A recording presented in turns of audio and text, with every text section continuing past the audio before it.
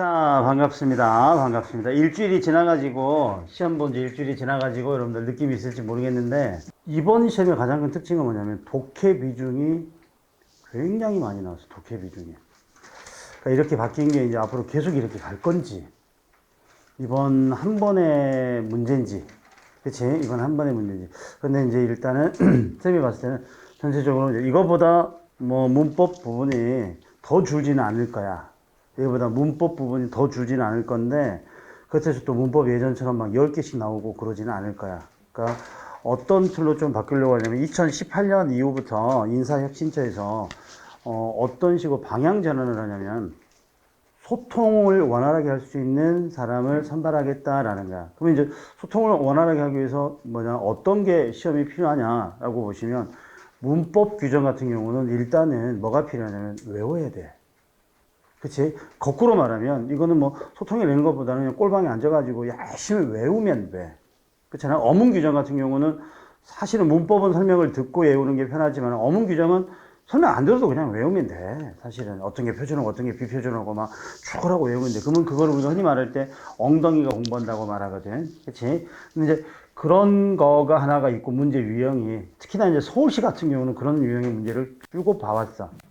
그런데 이제 그러다 보니까 그냥 단순하게 거기 시험을 위한 수험생을 양산해낸다라는 생각으로 가가지고 어떤 식으로 오냐면 글을 읽고 이해하고 해석할 수 있는 능력, 즉 소통 능력을 그 독해에서 물어보려고 점점 바꾸고 있어. 그래서 2017년이겠지, 2018년부터는 여러분들 지금 요거 시험 네 바닥이지. 그치? 아주 빼곡하진 않지만 네 바닥이잖아. 그치? 국어가 네 바닥인데 2017년까지인가 16년까지인가는 세 바닥이었어. 세 바닥. 세 바닥과 네 바닥의 차이는 뭐냐면 활자 크기가 뭐 줄어들거나 크거나 그러진 않을 거 아니야. 그치? 줄간격은 조금 늘어날 수는 있어. 그런데 세 바닥하고 네 바닥이면 사실은 뭐 한 바닥 늘어났는데 그 한 바닥이 사실은 25%잖아. 세 바닥일 때는 네 바닥이면 33%가 늘어난 거잖아. 네 바닥에 세 바닥이 25%가 준 거지만은 약 한 30% 정도의 분량이 늘어났어. 그렇지? 늘어나려면은 뭐 해야 돼? 문법 가지고는 못 늘려. 문법 가지고 독해 부분을 늘리다 보니까 자, 이렇게 네 바닥까지 나온 거야. 네 바닥까지. 그러면 점점 쌤이 봤을 때 이런 패턴을 유지될 가능성이 높아. 적어도 국가직은. 지방직은 또 모르겠는데. 그래서 전체적인 흐름이기 때문에 인사혁신이 나오기 때문에 이런 방향으로 갈 것 같다라고 생각할 수는 있어. 그래서 이제 어떤 차이냐면 지금까지 공무원 시험 국어만 예를 들어서 본다면 자, 끈기 있게 열심히 자, 시간을 투자했던 사람이 조금은 좋은 점수를 받을 수 있어. 그런데 자, 지금 유형 문제는 지혜가 굉장히 중요한 전공을 하는데 2달 공부했는데 그렇게 어렵지 않았어요 라는 거는 뭘 시사하냐면 독해 문제가 14문제가 나왔거든. 이 독해 문제 14문제는 사실이잖아. 수능하고 크게 그 틀이 별 다르지 않아.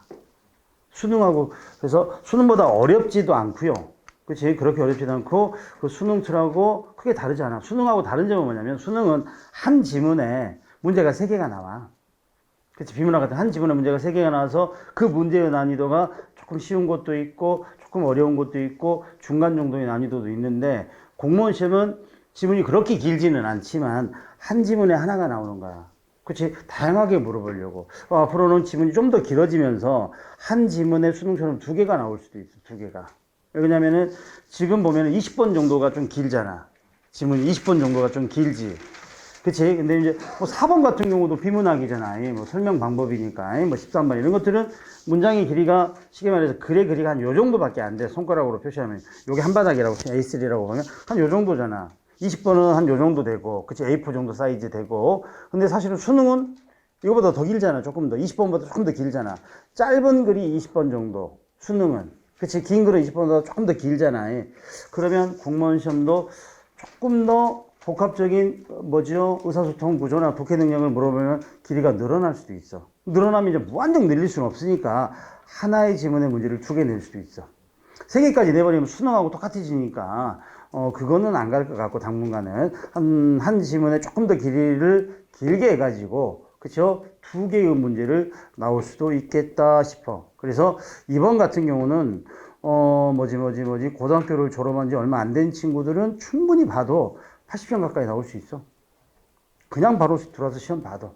80점 가까이 나올 수 있다라는 거야. 그래서 앞으로 이제 그러면은 자 어떤 방향으로 할 건가? 이 방향이 계속해서 이제 가계집에 계속해서 한 3, 4년 정도 계속 독해 지문이 늘었어. 그래서 선생님이 처음에 왔을 때는 선생님이 공무원 수업은 2013년 1월 1일부터 시작했거든. 그 전까지는 기숙학원도 다니면서 입시를 했었는데, 근데 이제 국어는 뭐 입시하고 입시국어하고 공무원국어 큰 갭이 없으니까 대부분 입시학원 있다가 공무원학원으로 오신 분들이 많은데, 그때는 어떻게 됐냐면 쉽게 말해서 문법이 한 9문제 정도 나와.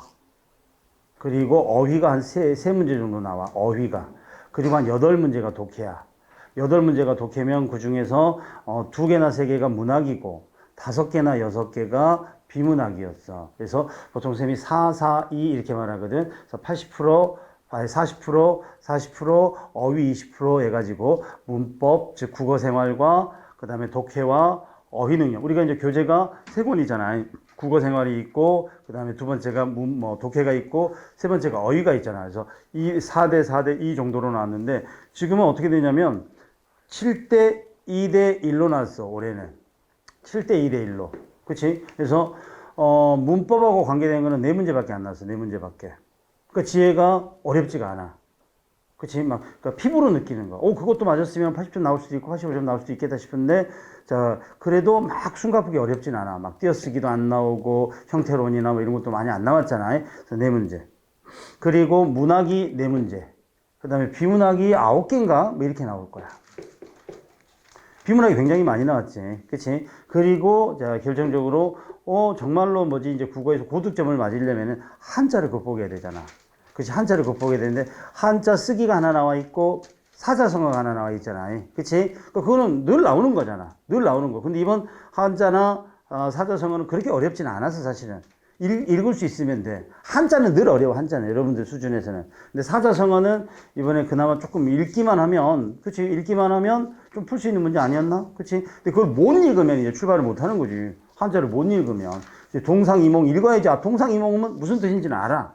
근데 그걸 못 읽으면 어려운 거지. 그래서 어휘 능력은 꾸준히 해야 된다는 거지. 오케이? 그래서 이번 문항 구성은 이렇게 돼서, 그럼 앞으로는 이제 어떻게 할 건가? 여러분들이 이제 지혜 같은 경우는 1년은 더 할 거 아니야. 만약에 떨어지게 된다면. 그치? 그러면 이권에 대한 준비를 꾸준히 해야 된다는 거. 이권에 대한, 독해에 대한 거. 오케이? 독해에 대한 거를 꾸준히 해야 돼. 그리고 이제 이번에 특성 독해에 대한 방법은 쌤이 하면서 조금 일러드릴게요. 오늘 문제 풀면서. 그다음에 이제 또 하나는 뭐냐면 아까 네 바닥이라 그랬잖아.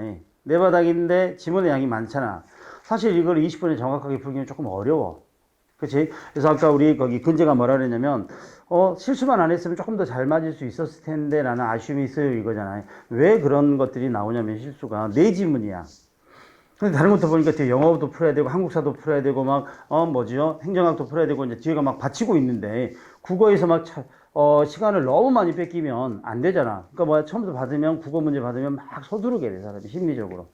뒤에 시간이 5분이 남더라도 행정학까지 다 끝내고 5분이 남더라도 국어 시험 문제를 딱 보면은 서두르게 돼. 아니면 어떤 사람 한국사부터 풀고 어떤 사람 영어부터 풀고 이런 것도 있겠지만은 그래서 조급하게 돼. 그래서 여러분 시험 끝나고 나서 독해 지문을 읽어보면 어려운 지문이 없어.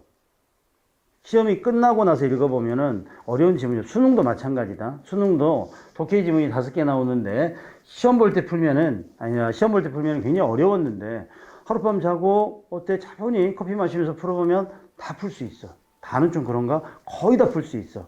그런데 수능도 뭐야? 정해진 시간 안에 80분이라는 시간 안에 45문제를 풀어야 된다는 심리적인 압박 때문에 서둘러서 글의 내용을 정확히 못 읽고 실수하게 되는 거야. 그러니까 이번 시험도 비문학이 9개가 나왔다 그랬는데 지문 자체가 그렇게 어려운 지문은 별로 없어.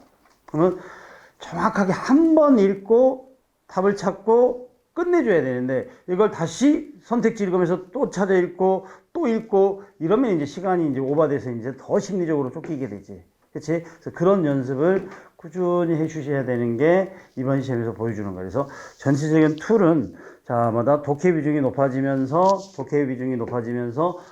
수능 형태의 모습으로 변해가고 있다 이거지. 그렇죠? 그래서 왜 이런 게 나오냐면 단순히 예전에 국어가 너무 암기만 해가지고 푼다. 영어도 암기만, 한국사도 암기만 해가지고 공무원 시험을 좀 전체적으로 개편하자. 그래서 적성시험으로 좀 바꾸자라는 의견도 나왔잖아요. 근데 적성시험이라는 것도 굉장히 어렵잖아요. 그것도 또 암기고 막 이런 IQ 테스트 비슷한 거라. 어찌 보면은 노력하고 상관없이 머리 좋은 애거나 뭐 이런 영리한 애들이 또 될 가능성이 높아서 거기에 대한 쌤이 봤을 때는 좀 과도기적 모습인 것 같아. 언젠가는 없어질지도 몰라, 국어가. 그치? 없어지면 이제 선생님은 이제 은퇴하고, 상추나 키워야지. 집에서 좀 상추 키우는 재미가 쏠쏠한데, 뭐 그러면 되는데 나는, 여러분들이 이제 답답하잖아. 그치? 그래서, 큰 변화가 생기기 전에 빨리 결과를 만들어내야 될, 자, 필요성이 있겠지. 그치? 자, 이런 모습으로 보시면 돼. 자, 여기는 지금 1번만 나와 있는데, 문제 한번 봐봐봐. 문제 한번 보시면, 문제가 20개가 나왔잖아. 아마 나형으로 쌤이 준비를 했거든. 프린트 나형으로. 나형 이번에 하나만 봤나? 공개된 게 하나밖에 없더라. 나형밖에. 1번은 뭐야? 맞춤법이지. 그치? 이건 규정이잖아. 어문 규정이잖아. 근데 이제 맞춤법 문제 같은 경우는 쉬우려면은 1번에 자, 선택지 하나당 하나씩만 나오면 돼.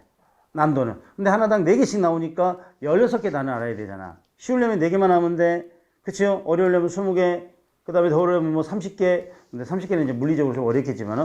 자, 보통 4개, 5개가 맥시멈이잖아. 4개 내가지고 좀 어렵게 해놓은 거야, 난도를.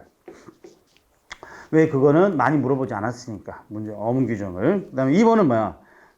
음이론에서 다이어의 문맥적 음이지. 다이어의 문맥적 음이지. 요것도 언뜻 보면 되게 헷갈릴 수 있어.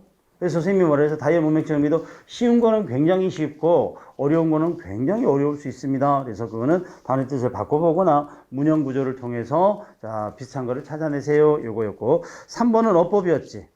그치? 어법인데 자, 아무런 전제 조건이 않고 그냥 자연스러운 걸 찾아라. 그러니까 우리가 알고 있는 거 다 찾아야 돼. 그치? 뭐, 문장의 호응이냐, 또는 중의문이냐, 또는 먼저 성분의 생략이냐, 또는 단어 사용의 적절성이냐, 또는 잉여문이냐, 또는 외래의 번역투냐, 다 찾아야 돼. 다 놓고 봐야 돼. 그러다 보면 안 보일 수도 있어. 그치요? 그래서 어떤 거를 찾을 거냐, 요거 되겠고. 4번은 글의 설명 방식이라고 돼 있어. 설명 방식. 그래서 설명 방식이 뭐가 있는지를 알아야 풀 수 있겠지. 그래서 4번은 13번하고 같은 유형의 문제야. 13번하고. 4번하고 13번은. 13번은 발문이 뭐라고 돼 있어? 서술 방식이라고 돼 있나? 서술 방식이지. 서술 방식 안에 설명이 들어가 있거든. 좀 이따 쌤이 14번, 4번 할 때 설명해 줄게. 그래서, 아, 이거는 비문학에서 가장 기본 이론인 서술 방식, 진술 방식을 물어보는 문제였구나. 요거고. 그 다음에 5번이 형태론 중에서 뭐가 돼? 용언의 활용이 되지. 그치? 이거는 정확하게 개념만 서 있으면 어렵지 않아. 근데 우리 근제같이 막 헷갈리면 또 틀려. 그치, 근제야. 그 다음에 6번은 이제 고전문학이 나와 있네. 처음으로 고전문학. 그쵸? 고전문학 중에서 동동이 나와 있잖아. 자, 고전문학이 나오면 1차는 뭐야? 해석. 2차는 주제. 3차는 뭐 그거에 대한 감상, 비평. 이렇게 가겠지. 그래서 일단은 1차적으로 해석할 수 있겠니? 하는 걸 물어보는. 해석할 수 있겠니? 그 다음에 7번은 한자지. 그치. 이게 어려운 거지, 이게. 그치. 이제 이거 뭐, 어떻게 써야 될까? 이제 찍어야지, 보통. 많은 친구들이. 자. 그 다음에 8번하고 9번은 화법이야, 화법.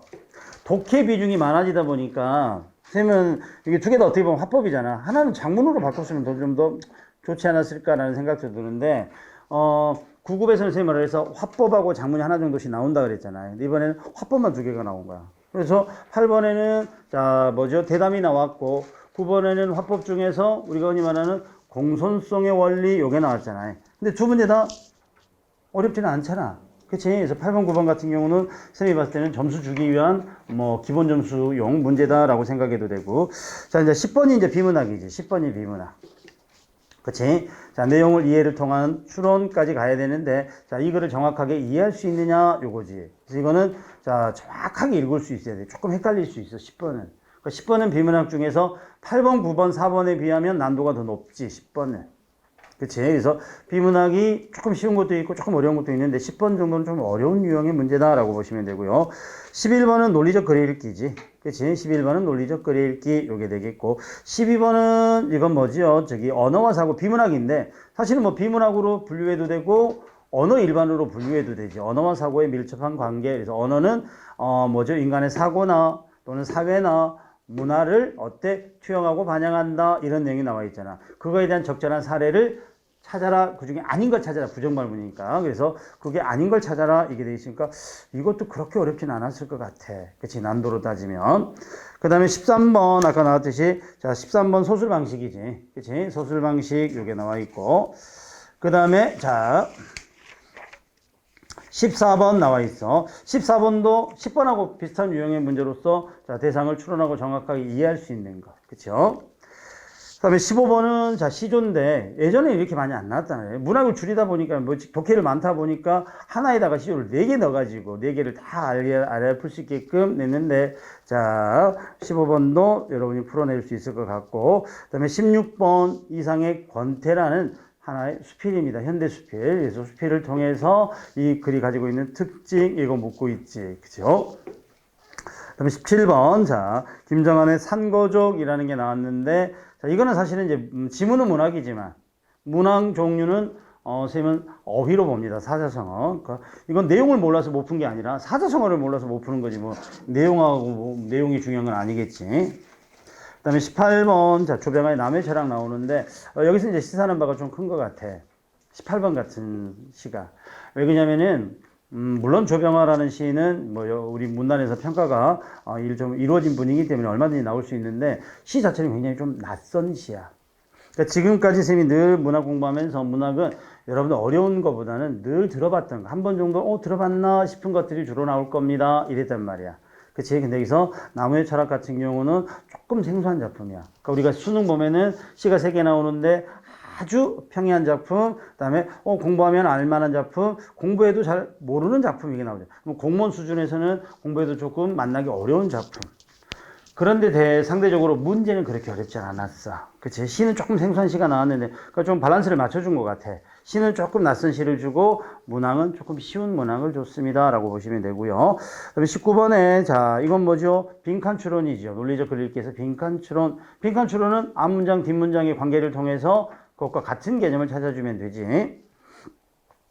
그 다음에 20번이, 자, 지문이 조금 길지. 추론한 내용, 이게 돼 있는데, 이건 본문의 내용 일치하고도 같아. 그냥 그대로 읽어내면 답은 찾을 수 있었던 것 같아. 그래서, 쌤이 기억하기로는 뭐, 비문학이 9개, 문학이 4개, 문학이 5개인가 되고, 그 다음에 어휘가 2개, 그 다음에 문법 파트가 4개 해가지고 안배가 됐어. 그래서, 자, 여러분들이 이제 짧은 시간 안에 이제 지방집 볼 때는 조금 뭐를 많이 보냐면, 문학하고 비문학을 조금씩 더 관심을 가지고 보시도록. 알겠지? 그래서, 이렇게 15개까지, 14개까지는 안 나오더라도, 한 10개는, 11개, 12개는 충분히 나올 수 있으니까, 비문학 독해에서, 문학과 비문학 독해에서, 오케이? 그런 준비를 차분히 해 놓으시기로. 오케이? 그래서 문학을 만나게 되면, 이 작품 선생님이 설명을 조금, 했는데 잘 모르겠어. 그러면 네이버 들어가가지고 그 시에 대해서 그 소설에 대해서 조금 더 찾아보는 노력을 기울이시도록. 그리고, 비문학 지문이 나왔는데, 옛날 비문학 지문 내가 이 글을 잘 이해를 못하겠어. 그럼 조금 더 깊이 있게 공부해서, 알아놓으시는 연습을 조금 해 놓으시도록. 알겠죠? 자, 그러면 선생님이랑은, 자, 요거, 칠판을 통해서, 자, 이거 어떻게 줄여? 자, 칠판을 통해서 문제를 몇 개 한번 차분히 한번 풀어보도록 합시다. 여러분이 다 풀어봐서, 뭐, 그렇게 어렵거나 막 그러진 않을까. 처음 본 건 아니니까. 들어봐. 자, 1번 한번 보시면, 맞춤법에 맞는 것, 이게 나왔지. 맞춤법에 맞는 것. 그래서 뭘 물어보느냐라는 걸 판단해 봐봐. 자, 1번은 뭘 물어보는지 잘 모르겠어. 그치? 맞춤법인데, 돌나물인데, 돈나물인가? 자, 그래서, 돈나물도 있고, 돌나물도 있고, 나물이야. 그래서, 돌이라는 단어가 있고, 나물이라는 단어가 있어. 합성어니까, 이거는 뭐, 맞춤법은 정서법이잖아. 자, 이거는, 자, 맞겠구나. 꼭지점은 뭘 물어보는 걸까? 꼭지점은? 자, 사이시옷을 넣을 거니, 안 넣을 거니, 이거지. 근데 보니까, 자, 꼭지에다가 뭘 만났어? 점을 만났지. 근데 발음이 어떻게 돼? 꼭지, 점, 이게 되겠지. 꼭지, 점, 이게 되겠지. 그치? 그러면 이거 뭐야? 사이소리가 일어났어, 안 일어났어? 일어났잖아. 그런데 우리말이 하나 있잖아. 그러면 시옷을 넣어줘, 안 넣어줘? 넣어줘야지. 그래서 표기가 꼭지, 점, 이렇게 가야지. 그러면 발음은 뭐도 돼? 자, 안 쓸게. 꼭지, 점도 되고, 뭐도 돼? 꼭지, 점도 되겠지. 그치? 그래서 표준 발음이 2개가 되겠네. 이게 되겠지. 요게 하나가 틀렸네. 페트병은 뭘 물어보는 것 같아? 이것도 역시 사이소리가 일어나. 페트에다가 병이 페트병이 아니라 페트병 이렇게 소리나. 그런데 사이시옷을 표기해 안 해? 안 해. 왜? 외래어와 우리말 사이에서는 사이소리가 일어나더라도 써주지 않습니다. 이거지. 자줏빛 그러면 써주지만 핑크빛 이럴 때는 안 써주고 그냥 핑크빛 이렇게 표기해 주는 거지. 맞아. 낚시꾼. 자, 낚시꾼은 두 가지를 물어보는데 일단은 낚시는 뭐냐면 낙다라는 어근에 18, 19, 20항 보면은 자음으로 시작하는 전미사가 붙으면 원형을 밝혀줍니다. 그래서 낚시라는 단어가 가고 그 다음에 54항에 보시면 자 맞춤 54항에 보시면 자 전미사 중 된 소리로 나는 전미사가 있습니다. 그게 바로 꾼이랍니다. 이렇게 되어 있죠.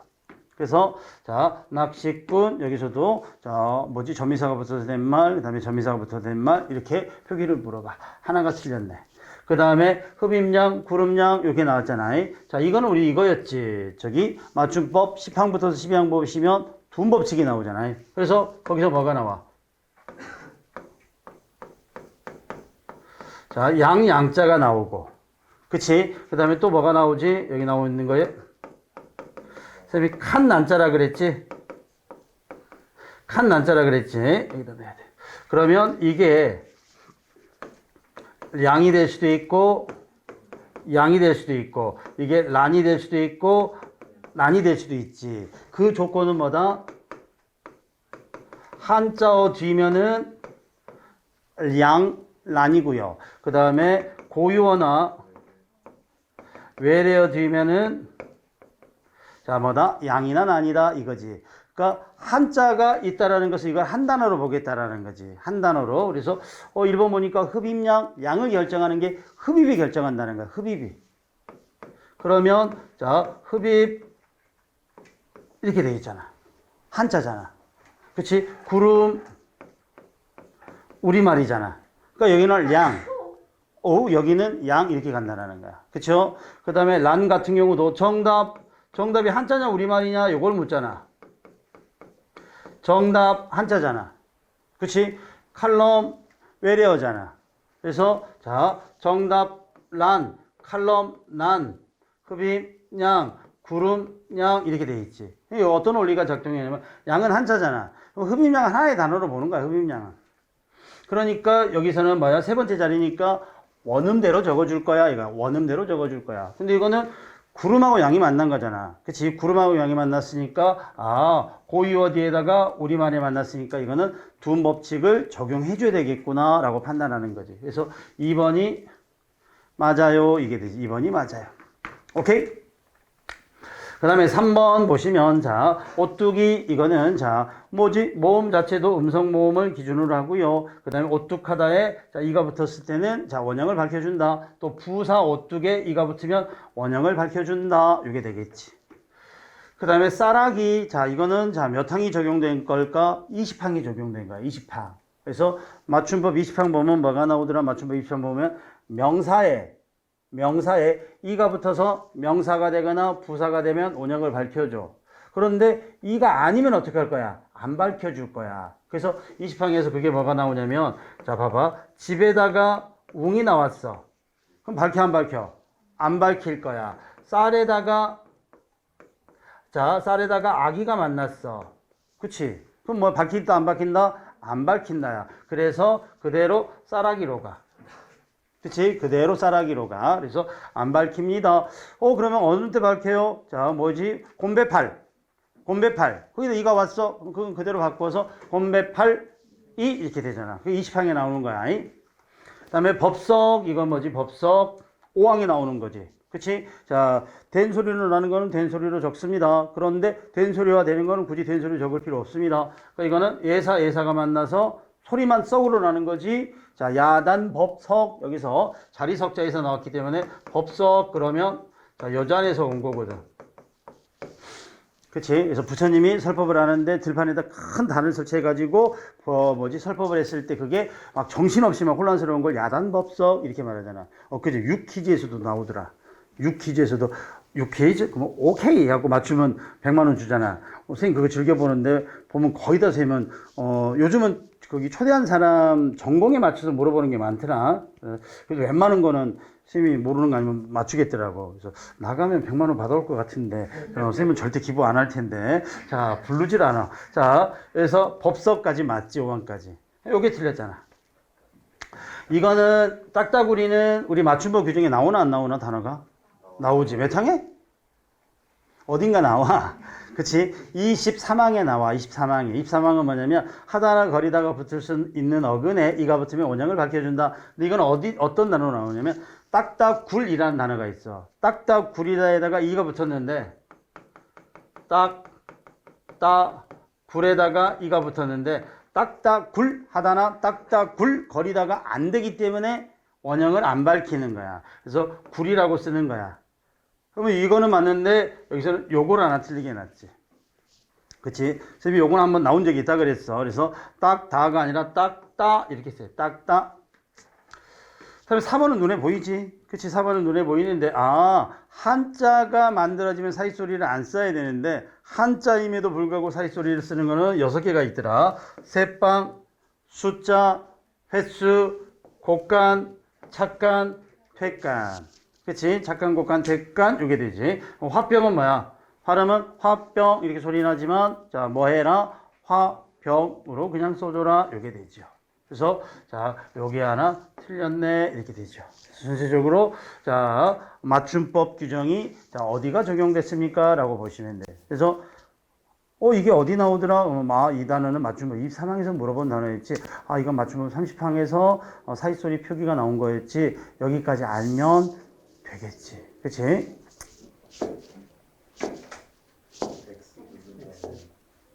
옛날에도 X였니? 근데 여기 옆에만 누르면 됐었는데?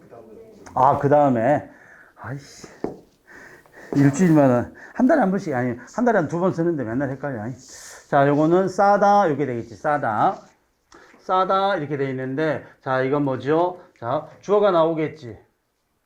그치? 상원이가 친구에게 줄 선물을 포장지에 싸다 이렇게 돼 있지. 그럼 싸다라는 거는 자, 뭐죠? 세 자리 서술어잖아. 그럼 요거가 들어가 있잖아. 그 다음에 자, 싸다라는 거니까 어때? 보이지 않게 감싸놓다 뭐 이런 의미로 쓰였겠지. 자, 그럼 여기서는 안채를 겹겹이 싸다 이건 둘러치다 이거지. 애워싸다 이거지. 그래서 주변을 꽉 막다 이거지. 그래서 이거는 사람들이 안채를 싸고 있다 목적어만 나와 있지. 그치? 목적어만 나와 있어서 1번은 버리고요. 사람들이 보찜을 싸고 이렇게 돼 있지. 자, 사람들이 보찜을 싸고 이것도 뭐지? 주어하고 목적어만 있지. 짐을 꾸리다 이런 뜻이겠지. 요 싸다하고 요 싸다는 뭐죠? 자, 책가방을 싸다 이거지. 그치? 상원이가 책가방을 싸다 이거지. 목적어만 있어서 이것도 짐을 꾸리다 같은 개념으로 쓰였지. 그래서 정답은 몇 번이 돼? 3번이 되지. 자, 아이는 책을 보퉁이에 싸다 이렇게 되겠지. 이게 무슨 말이냐면 아이는 몇 권의 책을 싼 보퉁이 이렇게 돼 있잖아. 이게 관계관형절이잖아. 이 보퉁이가 여기에 뭐로 들어가? 부사로 들어가잖아. 아이들이 책을 보퉁이에 싸다 이렇게 되는 거야. 오케이? 그래서 쌤이 다이어의 문맥적임이 그러면 첫 번째 의미를 바꿔봐라. 근데 여기서는 의미를 바꾸기가 굉장히 좀 어렵지. 그치? 그러면 두 번째 뭐지? 문장 구조를 자, 보아라. 이렇게 나오지. 문장 구조를 보아라. 문장 구조를 보아라. 그러면 이거는 자, 목적어와 부서가 있는 싸다가 되겠지. 그래서 정답은 3번 이렇게 가주시면 좋아요. 오케이? 자, 날씨가 선선해지니 역시 책이 잘 읽힌다 이렇게 돼 있는데 자, 여기서는 뭘까? 날씨가 선선해지니 역시 책이 잘 읽힌다. 이거는 종속적으로 이어진 문장인데 이거는 문장의 짜임을 묻는 게 아니니까 자, 읽힌다 요건데 읽히다라는 단어는 사동으로도 쓰이고 피동으로도 쓰여. 그치? 자, 학생들에게 좋은 책을 읽히다. 그치? 또는 뭐 여기서 책이 읽힌다 이렇게도 쓰여. 그럼 여기서는 뭘로 쓰였어? 피동으로 쓰였어. 사동이 아니라. 그쵸? 그래서 읽히다가 사동도 되고 피동도 되는데 이 문장에서는 피동으로 쓰였습니다. 오케이. 2번 이렇게 어려운 책을 속독으로 읽는 것은 하늘의 별 따기다. 자, 요게 이제 그냥 보니까 우리가 보통 성분을 많이 보는데 이거 뭘까 하고 보니까 이거지. 그치? 속독의 독이 뭐야? 속독의 독이. 읽을 독이잖아. 그럼 속독이 읽는 거하고 뭐가 돼? 잉여가 돼버려. 중복이 돼버려. 오케이? 그래서 이렇게 어려운 책을 속독하는 것은 하늘의 별 따기다. 이렇게 어려운 책을 빨리 읽는 것은 하늘의 별 따기다. 오케이? 그래서 저도 이거 처음 배워보고 하늘의 별 따기하고 요 내용의 은유적 표현을 묻는 건가 하고 생각하다가 이거 은유적 표현 쓸 수 있는데 하늘의 별 따기 좀 어렵다는 뜻인데 그러다가 뒤에까지 읽어보고 나서 아 요거 두 개 중에 뭘까? 아 이게 의미중복이구나. 쌤도 똑같이 풀어봤단 말이야. 그치? 그 다음날인가 그날 밤인가 풀어봤는데 아 이거 묻는 거구나 하고 그 다음에 찾은 거야. 그러니까 우리가 보통 이 문장에다 다음 중 의미중복이 있는 문장 그러면 쉬워. 근데 그걸 빼버렸잖아. 그러니까 이게 의미중복인지 중의문인지 피동표현인지 뭐 이런 것들이 좀 어려울 수 있어. 그 다음에 자 3번 내가 이 일의 책임자가 되기보다는 직접 찾기로 의견을 모았다 이렇게 돼 있지. 자 의견을 모은 건 우리가 될 텐데 자 직접 찾다에 대한 목적어가 없어. 내가 이 일의 책임자가 되기보다는 자 적임자를 직접 책임자를 직접 해당자를 직접 찾기로 우리는 의견을 모았다 이렇게 되겠지. 그렇지? 나만 의견을 모을 수는 없잖아. 그래서 적임자를 찾기로 우리들은 의견을 모았다 이런 정도가 좋아. 그래서 우리들은 적임자를 찾기로 의견을 모았다 이 구조가 되니까. 그래서 적어도 여기 있는 목적은 하나 들어가야 되겠지. 그 다음에 그는 시화전을 홍보하는 일과 시화전에 진행한 일 아주 열성적이다. 쌤이 과가 나오면 주의하라 그랬어요. 이거는 읽어보면 좀 이상하잖아. 그치? 자, 시화전을 홍보하는 일과 시화전을 진행하는 일에 이렇게 가거나 홍보하는 일과 진행하는 일에 그래 문장 구조가 같잖아. 아니면 시화전의 홍보와 진행에 아주 열성적이다 이렇게 가야지. 문장 구조를 명사 명사로 가거나 자 관용어 명사 관용어 명사 이 구조로 가거나 해서 동일하게 가져와야 됩니다. 요거지요. 그래서 운전기사는 승객과 잡담과 과속하는 것을 금한다. 안 된다 그러지. 잡담과 과속을 금하거나 잡담하는 것과 과속하는 것을 금하거나. 그래서 이건 대등 병렬 관계의 잘못 이렇게 되겠지. 오케이. 야 덥다. 벌써 이렇게 더우면 어떡하지? 하나 더 넘어갔어? 그럼 어떻게 해야 돼? 아, X 누르고. 네가 해라, 씨. X 누르고. 오케이. 자, 다음에 설명 방법으로 적절하지 않은 것 이렇게 돼 있는데, 아까 13번하고 같이 나왔잖아요. 13번하고 4번하고 같이 보시면 뭐냐면, 자, 쓸 공간이 별로 없는데, 13번에서 뭐라 그랬냐면, 서술 방식 이랬단 말이야. 그치? 서술이라는 말이 뭐야? 글을 써내려가다 이거지. 그래서 이거를 다른 말로는 진술 방식 이렇게 말하기도 하고요. 그치? 글을 이렇게 쭉 펴놓은 거랑 같이 글의 전개 방식 요거하고도 같은 거야. 글의 전개 방식 이렇게 물어보면은 국어에서 글을 써내려가는 방법이 몇 가지냐 요걸 묻는 거야. 글을 써내려가는 방법이 몇 가지냐. 그래서 어떤 글이든 간에 글의 4대 진술, 4대 서술 방식이 있는데 첫 번째가 뭐? 설명. 그치? 두 번째가 뭐? 서사. 세 번째가 뭐? 묘사. 네 번째가 뭐? 논증.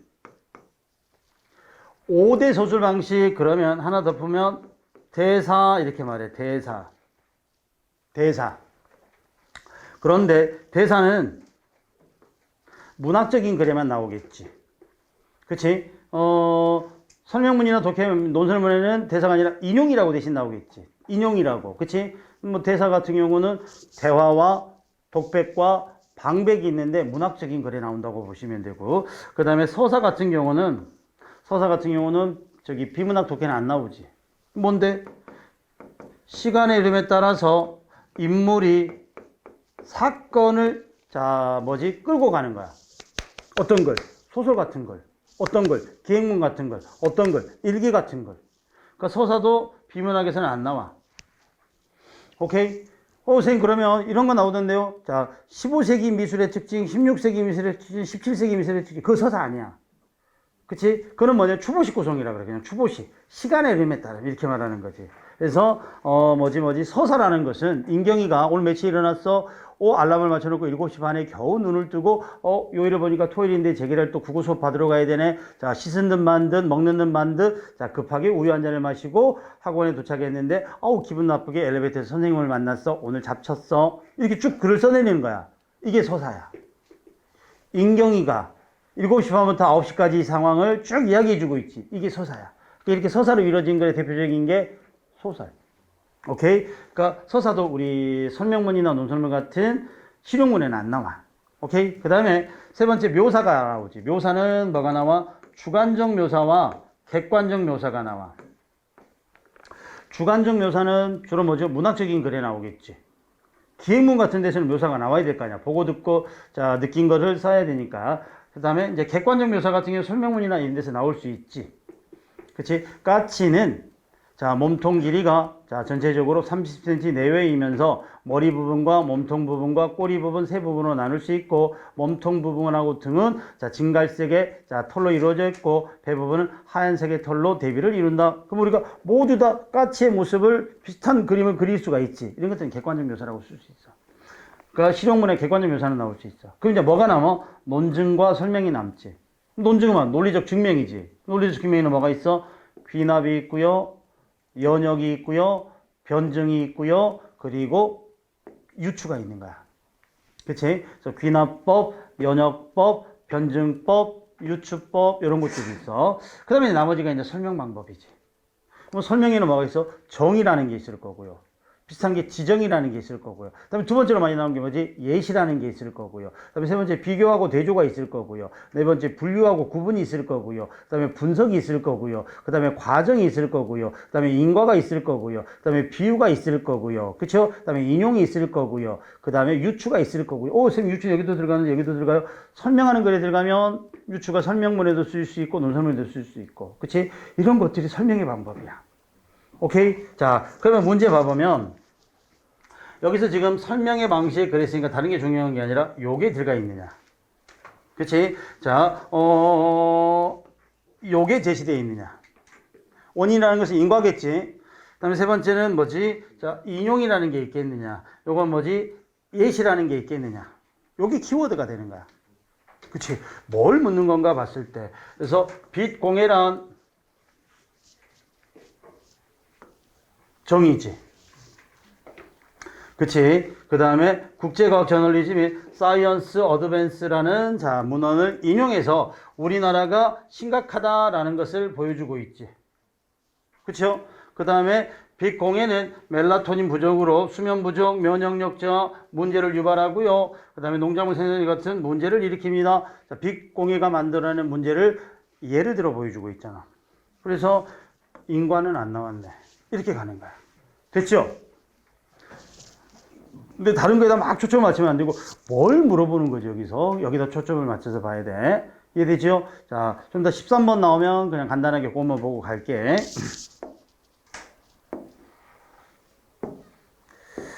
자, 이거 보시면 우리 이거 불규칙 활용 묻고 있지. 우리가 활용에는 규칙이 있고 불규칙이 있지. 규칙 활용과 불규칙이 있지. 규칙 활용은 우리가 뭐야? 아무런 변화가 안 생기거나 아니면 우리가 이제 봐야 될 게 규칙 활용 중에서는 규 같다. 규칙 활용에는 니을 탈락과 의 탈락은 규칙에 해당하지. 그치? 니을 탈락과 의 탈락은 규칙에 해당하고 불규칙은 어간이 변하는 불규칙이 있고 어미가 변하는 불규칙이 있고 어간하고 어미가 변하는 불규칙이 있지. 어간하고 어미가 변하는 불규칙은 히읗 불규칙. 8에 어미가 변하는 불규칙은 뭐가 있어? 자, 여 불규칙하고 러 불규칙. 여 불규칙은 뭐가 돼? 하다가 들어가는 모든 용언. 러 불규칙은 풀으러, 누르러, 이르러. 풀으러 같은 경우는 이제 규칙으로 봐도 될 텐데. 그 다음에, 자, 어간 변화 불규칙은 시옷이 떨어져, 리을로 바뀌어, 오우가 돼, 르가 하나 더 생겨, 우가 떨어져. 이게 5가지잖아. 5개, 2개, 1개잖아. 그쵸? 그럼 세문 문제 풀 때, 어간을 먼저 보자. 어간을 먼저 보자. 아니, 미안. 어미를 먼저 보자. 노람, 노랗다지. 이거 뭐야? 히읗 불규칙이잖아. 이리 가야지. 자, 하다, 이거 여불규칙, 이거 좋아. 그 다음에 바람, 이거 기본적으로 바라다지. 규칙이지. 그치? 바라다는 아무것도 안 변하잖아. 이름, 이거 뭐야? 러브 규칙이지. 그럼 답은 2번 아니면 4번 둘 중에 하나겠네. 치름, 이렇게 돼 있지. 치름. 치름의 기본형이 뭐야? 치르다. 규칙, 불규칙. 규칙이지. 왜? 치러, 이렇게 되니까 치러. 그래서 의탈락만 되잖아. 이거 규칙이구나. 자, 그러면 품, 이렇게 돼 있지. 기본형이 뭐야? 푸다. 우불규칙이잖아. 그래서 이거는 우불규칙. 두 개 다 맞는 거는 여기네. 자, 그러면 빠름은 뭐야? 빠름은 기본형 뭐지? 빠르다. 어떻게 활용이 돼? 빨라. 그럼 이건 무슨 불규칙? 르불규칙. 이거는 규칙. 부름. 자, 라면이 부름. 이거 기본형 뭐야? 붓다지. 받침은 디귿이지. 근데 디귿이 모음 앞에서 니을로 갔으니까 이거는 디귿 불규칙이지. 요건 되는데 요게 안 되잖아. 이해되셨죠? 그래서 정답은 몇 번으로 가자? 4번으로 가자. 자, 2월 보름의 아이 높이 현. 현이 뭐야? 혀다로 온 거야. 요게, 자, 혀다가 되고, 요게 현대국어로 가니까 뭐야? 혀다, 이게 되지. 쌍히읗 중에 또 하나가 뭐가 돼 있어? 혈물이, 현대국어로 가면 뭐가 있어? 썰물이 있어. 그래서 여기서 현의 원형은 쌍히읗에 혀다가 있어. 혀다. 어떻게 이렇게 발음했는지도 굉장히 어려워. 혀다 뭐 이렇게 했는지 어땠는지 거기서 된 소리로 해야 되니까. 아무튼 요 형태에서 온 거야. 그래서 2월달 보름에 아의 높이 켜놓은 등불 답거나 누가? 내 님이 마님 비치실 주시셨다. 여기서 주시가 뭐야?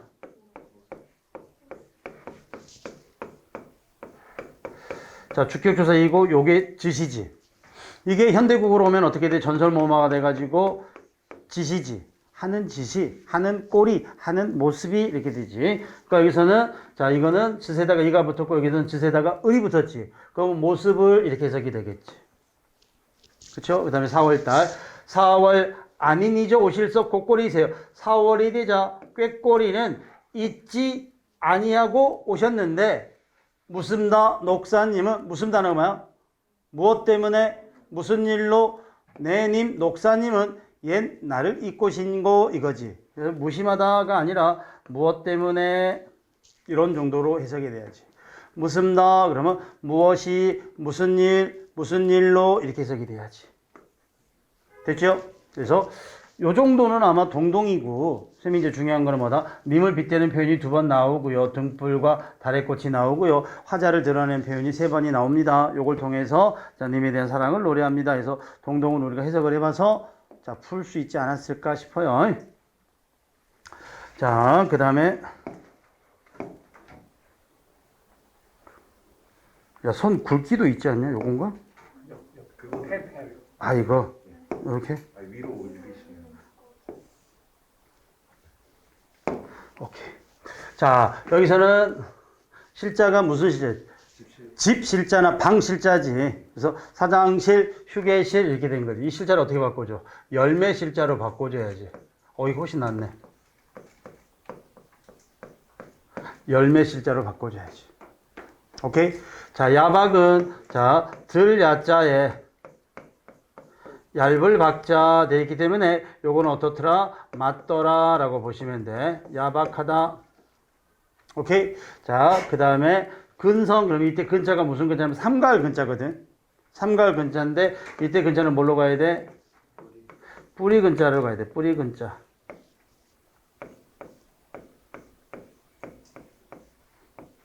뿌리 근자. 근성, 성품 성자.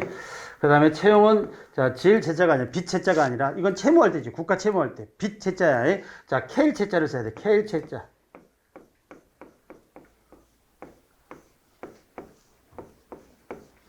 채용 이렇게 가야지. 그러니까 써놓고 야, 둘 중에 하나 찾아 그러면 찾을 수 있는데 눈에 좀 익는데 이렇게 하나만 모여놓고 찾아라 그러면 조금 어렵지. 이건 뭐 선생님이 설명할 수 있는 게 아니라 잘 찍어. 그렇지. 잘 찍어. 아니면 이제 이걸 느낌 삼아서 이제 정말로 한자에 대해서 꾸준하게 신경을 쓰면서 관심을 갖는 게 제일 중요한 것 같아. 관심을. 우리 한자말 되게 많잖아. 일상생활에서. 그래서 보면 한겨레가 참 나쁜 짓을 많이 했어. 한겨레 신문에서 처음으로 한자를 없애버렸다. 한겨레 신문이 잘한 점이 뭐냐면 가로쓰기를 처음 했어. 가로쓰기. 80년대 나온 신문인데. 요즘 다 신문 가로쓰기 돼 있지. 근데 옛날에 뭐 서프라이즈 보면 옛날 거 막 나오면 신문 막 이렇게 써져 있잖아요. 옛날 다 세로쓰기였어. 선생님 어렸을 때. 그리고 그 세로쓰기에 표절 이런 게 다 한자가 들어갔어. 그럼 선생님 어렸을 때 기억이 뭐냐면 못 읽으니까 아버지 보고 아버지 이거 무슨 글자야? 우리 아버지는 사실은 초졸이야. 초졸. 초등학교밖에 졸업 안 했는데 어렸을 때부터 그냥 그 한하고 공부해서 한자를 많이 알고 계셔. 지금도 우리 아버지가 나보다 더 많이 할 거야. 그래서 한자를 늘 그냥 관심 갖고 쓰시면서, 그래서 나도 옆에서 신문 읽다가 아버지 이거 무슨 글자야? 그러면 뭐 탄핵, 뭐 계엄령 이런 식으로 알려주셨거든. 그러니까 그 관심 갖고 자꾸 보는데 요즘 이제 신문도 안 보고 또 기사에도 한자도 안 나오지. 그치? 여러분들 국어사전 찾아서 한자가 나오면 관심을 조금만 더 가져. 알겠지?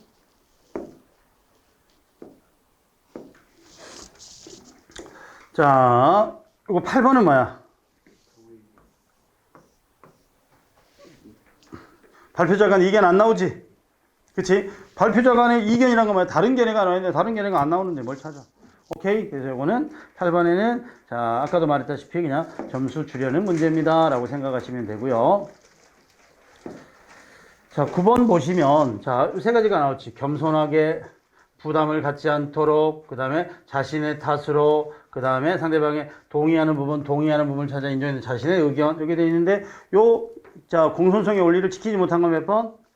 3번, 이거지. 혹시 내가 설명한 내용이 이해가 가니? 그러면, 이 글대로 한다면, 너의 설명은 자세한 것 같은데 내가 아직 배경 지식이 부족해서 이해하는 게 힘들었어. 나중에 기회가 되면 내가 다시 공부하고 올 테니 다시 한번 설명해 주면 고맙겠구나. 이런 정도의 말을 나와야지 공손성의 원리라는 거야. 근데 여기서는 네 목소리가 개미 목소리 같아서 못 알아들었어. 더 크게 말해봐. 이거는 책임을 상대에게 전가하는 것으로서 상대에게 부담을 주는 거지. 이거는 공손성의 원리가 아니지요. 오케이? 그래서 9번도 정답은 몇 번? 3번. 그래서 자, 전체적으로 우리 수능에서도 화법 1번부터 5번까지 화법이 나오거든. 그건 좀 쉽습니다. 그렇죠? 1번부터 5번이 화법, 그다음에 6번부터 10번이 작문, 그다음에 11번부터 15번이 문법, 그리고 이제 문학 15개, 비문학 15개 이런 구조로 나온단 말이야. 그래서 요거는 뭐 8번, 9번은 넘어가셔도 될 것 같고요. 10번 한번 봐봐봐. 하버마스 주장에 부합하는 사례로, 자, 적절한 것은 이렇게 돼 있지. 부합, 이렇게 돼 있잖아. 부합. 그러면 이제 선택지를 보면은, 부합이면은 사실은 하나만 맞으니까 이걸 볼 필요가 없는데, 주장을 찾아라. 그러면 이건 안 보는 게 더 좋아. 사실은. 주장을 찾아라. 궁극적으로 말하는 바. 근데 이거는 일치 문제 중에서 부합이니까 부합하는 게 하나고 잘못된 게 세 개라는 거니까 먼저 읽어주는 게 좋아. 그래야지 내가 본문을 읽으면서 확인할 수 있어. 그런데 이제 어떻게 판단하냐면 이게 맞거나 틀리거나 둘 중에 하나겠지. 이 명제가 맞거나 틀리거나 둘 중에 하나겠지. 그럼 만약에 이게 틀리다면 뭐라고 바뀌어 틀릴까? 이거야. 자, 그럼 봐보자. 1번. 살롱 문화에서 특정 사회계층에 대한 비판적 토론은 허용되지 않았다. 자, 이 문장이 틀리다면 뭐가 나와야 될까? 특정 계층에 대한 비판은 허용되었다. 요게 나와야 되겠지. 그러니까 요게 중요해. 요게. 물론 자, 요 내용이 나와야 되겠지만은 결국 소수로에서 허용됐느냐 안 됐느냐 여부가 가장 중요하겠지. 그다음에 두 번째, 인터넷의 발달과 보급은 상업 광고뿐만 아니라 공익 광고도 증가시켰다. 상업 광고와 공익 광고를 증가가 중요하네. 증가. 그러면 둘 다 증가했을 수 있고요. 인터넷이 발달하면 둘 다 감소할 수도 있고요. 요것만 늘고 요거는 줄 수 있고요. 요거는 주고 요거는 늘 수 있고요. 이거 비례식이 어떻게 되느냐 요걸 묻는 거야. 둘 다 증가했을 것인가. 그치? 인터넷의 발달은 상업적 광고뿐만 아니라 공익 광고도 증가시켰다. 맞을 것도 같은데. 보면 안 읽어보면. 그치? 1번은 잘 모르겠는데 살롱을 가본 적이 없으니. 그쵸? 그 다음에 세 번째. 글로벌 미디어가 발달하더라도 국제사회 공공 영역의 공은 공허해지지 않는다. 요거지. 공허해지느냐 공허해지지 않느냐 요게 나오겠지. 글로벌 미디어가 발달하면서. 그 다음에 4번. 수익성 위주의 미디어 플랫폼과 콘텐츠가 더 많아지면서 수익성 위주의 콘텐츠가 많아지면서 민주적 토론은 감소되었다. 이거지. 감소되었다. 그러면 감소된 게 맞냐? 증가된 게 맞냐? 그래서 키워드는 뭐야? 소수로 부분에 있어. 소수로 부분에. 그렇죠? 그럼 이 중에 4개 중에 하나가 맞을 거야. understand? 그래서 이 4개를 머릿속에 딱 뭐죠? 읽어보고요. 읽어보고 머릿속에 지워버리면 안 돼. 머릿속에 지워버리면 안 돼. 1번이 뭐였지? 1번이 뭐였지? 1번이 뭐였지? 살롱 문화가 나오면 특정 계층에 대해서 비판을 허용했냐 안 했냐 요거 되겠고, 그 다음에 2번이 뭐였지? 인터넷이 발달하면서 상업 광고, 공익 광고의 자 감소가 어떻게 됐느냐 이게 나오지. 그다음에 3번은 뭐야? 글로벌 미디어가 발달하면서 자 관계가 나오고, 4번은 수익성 콘텐츠가 늘면서 공익 광고 아니면 민주적 토론의 여부는 어떻게 됐느냐. 이거를 머릿속에 넣고 가야지 이걸 먼저 분석한 효과가 있는 거야. 보통 보면은 야 이거 분석하고 가. 그래서 열심히 분석했어. 여기 딱 오면서 다 지워버려. 적어도 4개 중에 2개, 3개는 알아야지 읽으면서 찾을 거 아니야. 그리고 나머지는 다시 보는 아니 4개를 다 알면 좋지만. 그치? 그래서 머릿속에다가 최대한 넣어놓고 가야 돼. 그 다음에 예전에 수능 같으면 첫 문단에 1번, 두 번째 문단에 2번, 세 번째 문단에 3번 이렇게 되는, 요즘은 이제 문단이 공모는 짧아지다 보니까 이걸 좀 뒤죽박죽 넣어놓기도 해. 자, 출발!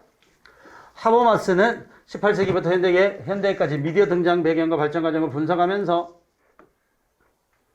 자, 공공 영역의 부상과 공공 영역의 어떤 부상은 뭐야?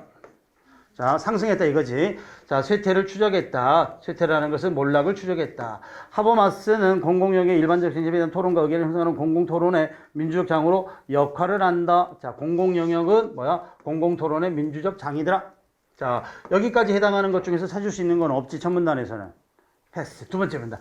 하버마스는 17세기, 18세기 유럽 도시, 살롱 나오네, 살롱에서. 당시 공공 영역을 찾았다. 살롱에서 뭐야? 공공 토론의 민주적 토론이 이루어졌다라는 것을 여기서 확인했다. 비록 소수의 사람들만 이 살롱 토론 문화에 참여했으나 살롱이 드나들 수 있는 사람.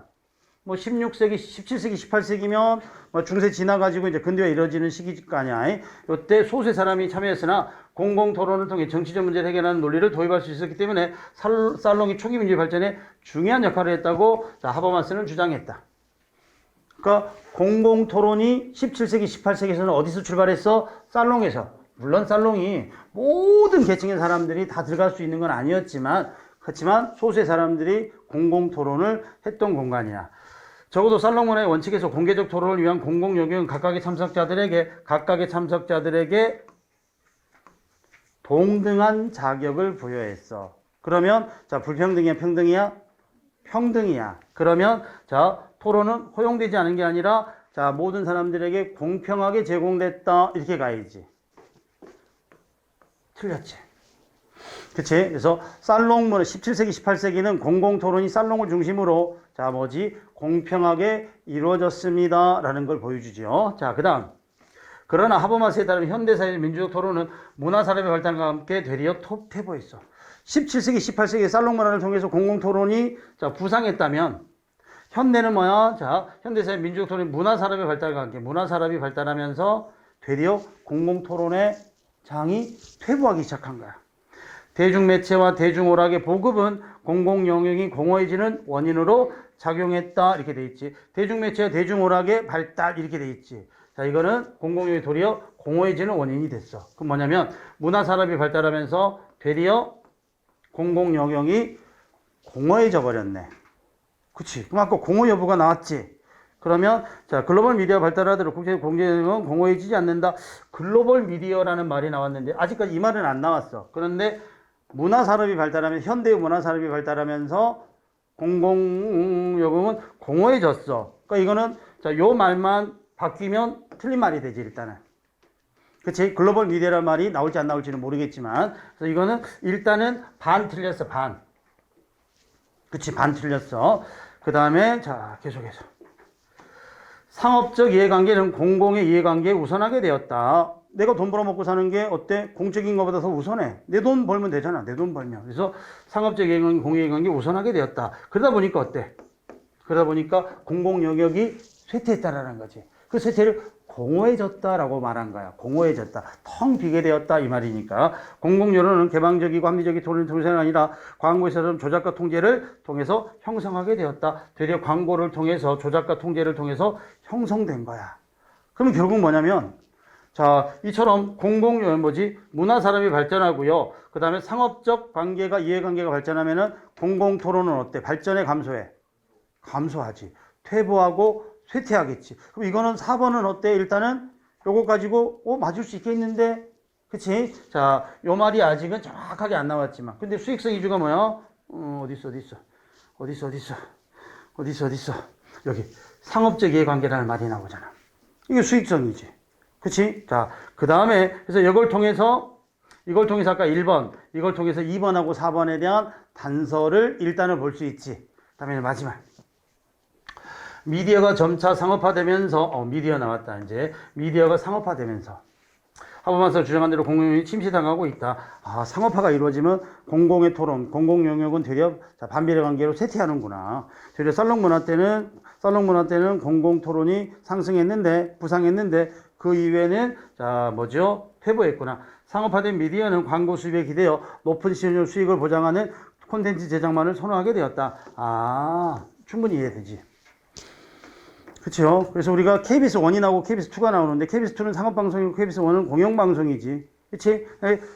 KBS 1에서는 어때? 국가에서 보조를 해주니까 다큐멘터리랄지 인문적인 걸 해주지. 자, 시청률만 따지면 국악 한마당 할 수 있겠지. 자, 시청률 높으니까. 자, 그래서 그 결과 공적 주제에 대한 시민들의 논의와 소통의 장이 당연히 줄어들겠지. 상업 광고 속에서. 자, 결과적으로 공공 영역이 축소되었다. 그럼 결국 뭐야?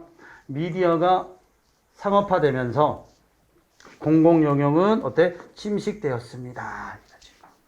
상업 광고가 현대 사회로 접어들면서 상업 광고가 발전하면서 공공 영역, 즉 민주적 토론의 장은 어때? 자, 공공 영역 토론의 장이니까 서로 줄어들었다 이거지. 그러면 4번은 맞는 말이 되죠. 그치? 그 다음에 뭐야? 상업적 광고는 늘어나고 공익 광고는 줄어들겠지. 왜? 개인의 수익이 우선하니까. 오케이? 그래서 이건 뭐냐면 현대 사회로 진입하면서 현대의 상업사회, 상업문화로 진입하면서 공공 토론의 공공 영역의 자극은 도리어 축소되고 왜소해져 버렸다. 이걸 말해주는 글이지. 대리어 예전에 200년, 300년 전에 훨씬 공공 토론의 장이 활발했다. 이거지. 그래서 현대 사회의 변화를 보여주고 있네. 자, 그 다음에 폭설, 대설이랑 눈이 많이 오는 거야. 그 다음에 기억으로 갈래? 리얼로 갈래? 이거지. 자, 보니까 대설이란 많이 오는. 그런데 눈 1시간 안에 5cm 이상 쌓일 수 있어. 순식간 도심이 마비되기도 한다. 대설이 되면 도심이 마비되기도 한다. 기억 오는 거 크게 하자는 없을 것 같은데 리얼하고 견줘보면 리얼 이때 대설의 기준으로는 대설의 기준으로는 24시간 사이에 5cm 이상이 내리는 걸 대설이라고 하는구나. 이게 5cm 이상이 되면은 1시간 안에도 내릴 수 있는데 그러면 도심이 마비되는구나. 그러면 니을하고 기억하고 보면은 니을이 먼저 나오고 기억으로 가야 되겠지. 그치? 버려.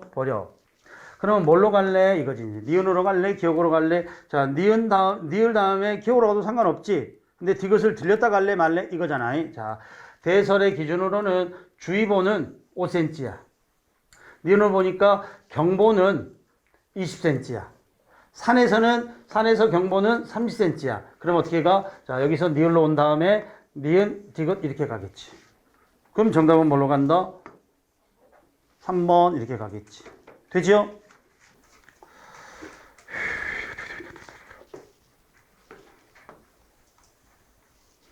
이거지. 그렇죠? 자, 언어와 사고는 깊은 관계를 맺고 있다. 근데 이 중에서 언어와 사고가 관계가 없는 게 하나 있네. 몇 번? 3번이잖아. 그치? 1번 같은 경우는 우리는 쌀이라는 해당하는 단어에 벼, 쌀, 밥 여러 가지 단어가 있지. 왜? 우리는 농경사회니까. 그러니까 언어는 우리 사회의 특성을 반영하지. 베트남에 가면은 베트남 있을지 모르겠다. 태국에 가면은 눈이란 단어가 없을지도 몰라. 근데 에스키모에 가니까 알래스카에 가니까 눈이란 단어가 12가지가 돼. 그치? 그거랑 똑같은 거지. 그래서 문화를 사회를 반영하고요. 어떤 사람은 산도 파랗고 물도 파랗고 보행신호도 녹색도 파랗다고 말한다. 영어에서는 다르지. 그러니까 뭐지요? 언어와 사고의 관계가 어때? 언어가 사고가 언어를 규정한다. 이런 개념으로 보시면 되겠고 4번도 마찬가지지. 우리는 수박을 박하고 관련된 걸로 보고 그렇죠? 박하고 관련된 걸로 보고 영어에서는 멜론하고 과일하고 관련된 걸로 본다. 그래서 워터멜론 이렇게 보는 거지. 13번 나왔어. 자, 여기서 보니까 주된 소술 방식은 무엇입니까? 이렇게 나왔지. 그래서, 자, 변지가 천리길을 마다하지 않고 나를 찾아와서 그가, 자, 내가 그 뜻을 물었더니 문장 공부를 하기 위해 나를 찾아갔다. 때만 우리 아들이 나무를 심었기에 그 나무를 가리며 이르마했다. 사람이 글을 쓰는 것은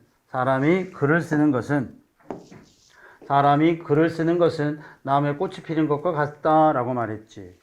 이거는 정확히 말하면 유추야. 우리가 맨날 배우는 유추. 근데 선택지에 유추가 없어. 근데 유추가 뭐지? 유비추론의 준말이야. 유비추론. 유비추론이 뭔데? 유사한 상황에 빗대어 추리해내는 거야.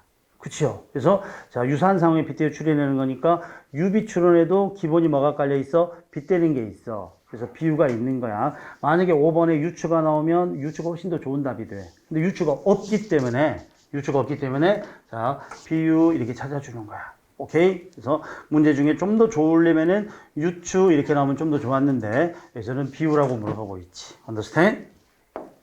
자, 그 다음 봐봐. 자, 적절하지 않은 거. 요것도 아까 10번 문제랑 똑같이 접근한다 그랬어요. 한 번만 더 해볼게. 자, 이런 원리로 찾는데, 이거에 대한 이해로 적절하지 않은 거니까, 알파벳 언어의 철자 읽기는 소리와 표기의 대응과 관련되는데, 각 소리가 지닌 특성은 철자 읽기의 명료성을 판단하는 기준이 된다. 자, 가장 키워드는 뭐지? 소리가 지닌 특성이 명료성의 판단의 기준이 된대. 그 기준이 뭐야? 이게 명료한 거냐? 철자 읽기가 명료한 거냐? 아니면, 자, 불분명한 거냐? 라는 것은 소리의 특성과 소리가 지닌 특성으로 판단합니다. 이렇게 돼 있어. 그 다음에 두 번째. 영어 사용자는 무의미한 단어를 읽을 때 좌반구의 읽기 네트워크를 활용하면서, 되게 어렵네. 좌반구의 읽기 네트워크. 좌측에 있는 뇌를 활용하나 봐. 그 다음에 암기된 단어 인출과 연관된 뇌 부위에 더욱 의존한다. 이렇게 돼 있는데, 암기된 단어의 인출, 말 더럽게 어렵네. 그 다음에 이탈리아어는 소리와 글자의 대응이 규칙적이어서, 자, 소리와 글자의 대응이 규칙적이어서 낯선 단어를 발음할 때 영어에 비해서 철자 읽기의 명료성이 높다. 이탈리아가 훨씬 더 읽기가 쉽다. 이 말인가 보다. 자, 영어는 음운 처리 규칙이 적용되지 않는 예외들이 많아서, 스페인어에 비해서 소리와 글자의 대응이 규칙적이다. 이렇게 되어 있는데, 자, 예외들이 많아서 뭐라고 되어 있어? 스페인어에 비해서 소리와 글자의 대응이 덜 규칙적이다. 이렇게 되어 있지. 예외가 많으니까 덜 규칙적이다라는 말은 맞을 것도 같네. 자, 그럼 여기는 뭐냐면, 자, 이 글은 뭐냐면, 알파벳 언어 체계의 특성을 말하는데, 영어와 이탈리아어와 스페인어를 가지고 설명을 해주겠네. 그치? 그래서 이것도 머리 4개다 딱 넣어놓고 출발하는 거야. 언어마다 고유의 표기 체계가 있는데, 이는 읽기 과정에서 영향을 미친다. 참고로 여러분들 영어 읽기가 쉬워, 한글 읽기가 쉬워? 조금만 배우면 한글 읽기가 더 쉽습니다. 우리 거라 쉬운 게 아니라 정말로 음성을 그대로 번뜩기 때문에 우리말이 훨씬 더 쉽습니다. 알파벳 언어는 표기 체계에 따라 철자 읽기의 명료성 수준이 달라진다. 이렇게 되는데, 알파벳은 표기 체계에 따라서 철자 읽기의 명료성의 수준이 달라진대. 명료성의 기준은 뭐라 그랬어? 1번은 소리가 지닌 특성으로 알 수 있다 그랬지. 근데 여기는 뭐야? 표기 체계에서 알 수 있다 그랬지. 소리야, 표기 체계야. 표기 체계잖아. 1번 OX, X잖아. 적절하다는 걸 찾았으니까 1번 찾으면 되지. 확신 있으면 다음 문제로 넘어가도 돼. 근데 이제 모르잖아요. 한 줄 읽고, 첫 문장 읽고. 자, 철자 읽기가 명료하다는 것은 한 글자에 대응하는 소리가 규칙적이어서 글자와 소리의 대응이 거의 1대1이라는 것을 의미한다. 명료하다는 것은 한 글자가 하나의 소리를 드러내는 거야. 그치? 자, 그 예로 이탈리아어와 스페인어가 있다. 이탈리아어와 스페인어는 어때? 자, 1대1 대응이라는 거지. 좀 쉽지? 그치? 알파벳 표기하고 소리가 자, 1대1 대응이야. 이건데, 이거, 어떻게 되냐, 선생님. 스페인어 조금 배우긴 했는데, 이탈리아나 스페인어가 그런다? 라고 말을 주고 있어. 이 두 언어의 사용자는, 이탈리아와 스페인어의 사용자는 의미를 전혀 모르는 단어를 발견하도 보자마자 정확한 발음을, 발음할 수 있다. 왜? 표기하고 발음이 1대1로 대응하기 때문에 어렵지 않다라는 거지. 이에 비해 영어는 철자 읽기 명료성이 낮은 언어이다. 이탈리아하고 스페인어가 영어보다는 훨씬 더 어때? 자, 1대1 대응이 규칙성이 낮아. 명료성이 낮아. 그러면 자, 영어에 비해 명료성이 높고 스페인어가 더 규칙적이지. 영어가 덜 규칙적이지. 맞는 말일 수 있겠네. 이에 비해 영어는 발음이 아예 나지 않는 묵음과 같은 예외도 많은 편이고 예외도 많고요. 글자에 대응하는 소리도 매우 다양하다. 그러니까 여러분들 참고로 보면은 우리가 영어 하면 파닉스라는 걸 배우지. 그치? A라고 스펠링이 돼 있잖아. 발음이 이것도 있고 이것도 있고 뭐 이것도 있고 뭐 이것도 있고 뭐 이것도 있고 뭐 이것도 있고 이러잖아. A라는 발음 하나가 스펠링 하나가. 그치? 제일 재밌는 게 나는 이거더라고. 발음 기호가 이것도 있고 발음 기호가 이것도 있잖아. 같은 A인데 이게 틀리대. 우리는 구분 못하는데. 그치? 차이가 있대. 그래서 자, 이런 것들이 표기하고 소리가 1대1 대응이 아니라는 거야. 1대 다 대응이야. 어떻게 읽어야 될지 모르는 거야. 선생님이 저번에도 말했잖아요. 자, 사과잖아. 그치? 이게 만약에 이탈리아처럼 만약에 읽는다면 어떻게 읽어야 돼? 아플레라고 읽어야지. 아플레라고 읽어야지. 근데 우리가 이거 애플이라고 읽지. 왜? 외웠으니까. 외워서 읽는 거지. 안 외우면 어떻게 이걸 애플인지 어떻게 알아? 그냥 당연히 우리가 애플이라고 써와서 그냥 애플인가 보다 하는 거지. 그치? 그냥 뭐 아플레, 아플레, 아플레 이렇게 하는 거지. 이해되죠? 오케이? 나이프가 어떻게 돼? 나이프. 그치? 아니, 이거 뭐 어때?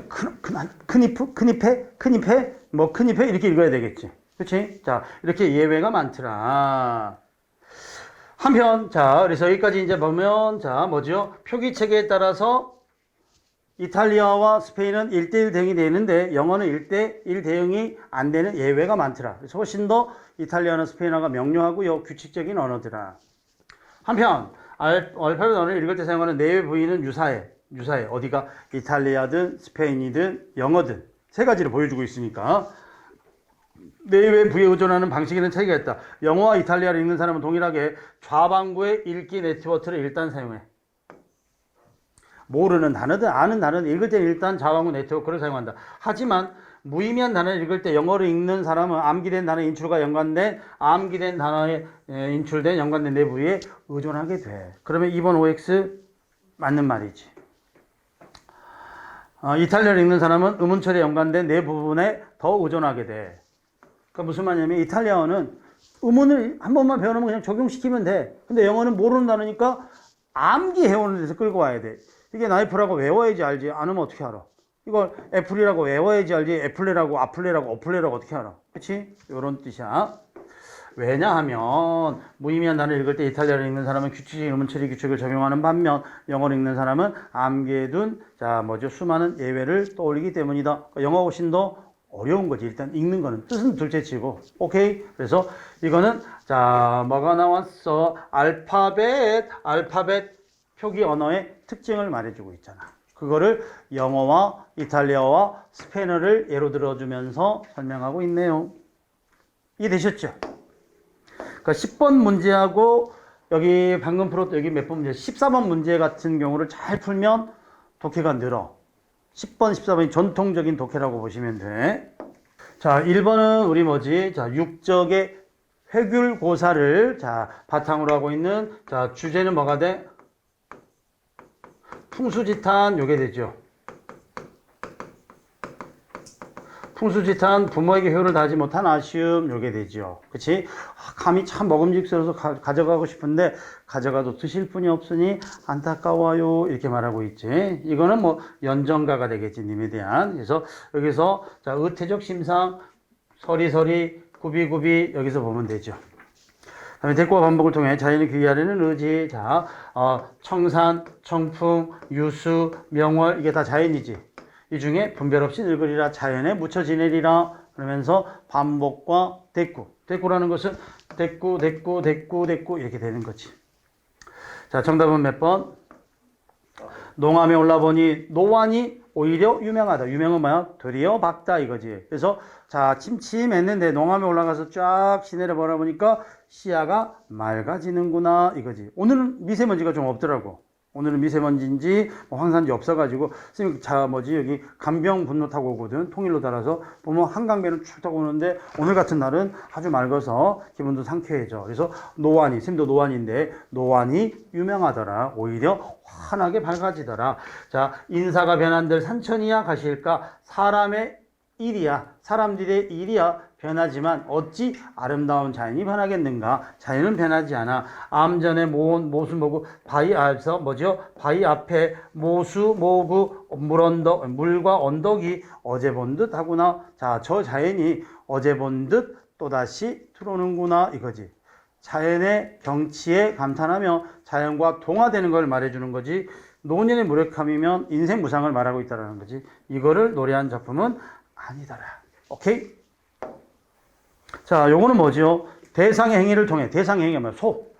소가 뭐하고 있어요? 해소. 되새김질하고 있지. 그래서 자, 화자가 보면서 누워있으면서 저놈이 나를 해칠 것 같지 않으니까 옆에 누워있잖아. 저놈도 어지간히 물이 온가 보구나. 오직이나 물하면 처먹었던 걸 다시 끄집어내서 또 씻고 있을까? 아이고, 저놈도 나처럼 자, 정말 곤태로운가 보구나. 이렇게 말하지. 그래서 대상을 통해서 화자와의 자, 동일시를 통해 감정을, 정서를 표현하고 있다라고 보시면 되겠지. 이건 뭐 수필인데 그닥 어렵지는 않을 것 같죠. 1번이 뭐야? 동상이몽. 2번이 뭐야? 속수무책. 그치? 어찌할 방책이 없음 이거지. 방책이 없음. 별다른 수가 없음 이거지. 3번은 뭐야? 자가당착. 자기 언행이 스스로 모순되어 부딪히다 이런 뜻이지. 자가당착. 4번은 전전반측. 잘못 들어 뒤척이다 이거지. 자, 이거 한거칠에 보니까 어때? 자, 뭐지? 자, 경찰에 가서 저항하려고 끝까지 버티지만 가족들 생각해서 어쩔 수 없이 합의를 보고 나오고 있지. 어쩔 수 없는 상황에서 한거칠이가 합의를 본다 이거니까 방법이 더 이상 없구나 이거지. 그래서 뭘 써야 돼? 속수무책 요걸 쓰는 거지. Understand? 상호 뭐 잘못했니? 동병상련. 자, 선생님 동점에 동상이 뭐야? 동병상련. 과부사정은 호래비가 안다. 요거겠지. Sorry. 자, 나무가 우리에게 주는 가르침이라는 것 같은데 살아가노라면 슬픈 일이, 가슴 아픈 일이 한두 가지겠는가? 한두 가지가 아니겠지. 그치? 이거 뭐냐면 살아가노라면 가슴 아픈 일이 겁나 많아요. 이거를 살아가노라면 가슴 아픈 일이 어찌 한두 가지만 있겠는가? 이렇게 뭐하고 있어? 되묻고 있지. 여기 쓰인 표현법이 뭐야? 소리법이지, 소리법.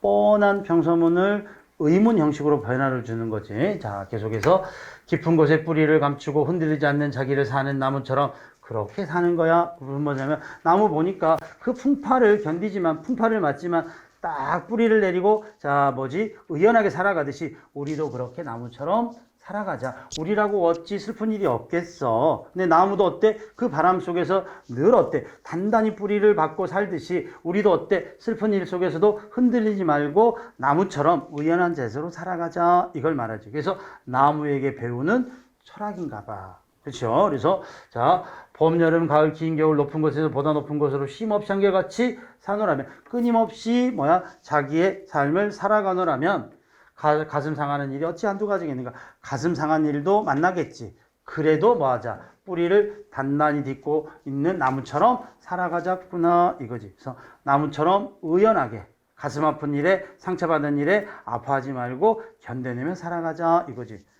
뭐 이번 시험에 떨어졌다고 어찌 자 가슴 아픈 일이 한 번이겠는가? 마음 상한 일이 어찌 한 번이겠는가? 하지 마야 나무처럼 의연하게 멀리 보고 한 발씩 한 발씩 살아가자꾸나. 그래서 이 노래 보면서 시험을 떨어진 학생들에게 재도전의 용기를 주는 시인가? 뭐 이런 느낌을 받았는데 문답 없지. 산문에 반추 없지. 이건 사실은 표현법 묻는 거야. 그 다음에 반어적 표현 없지. 그렇죠? 슬픔의 정서도 없지. 삶으로 의인화 요거 정도는 되지.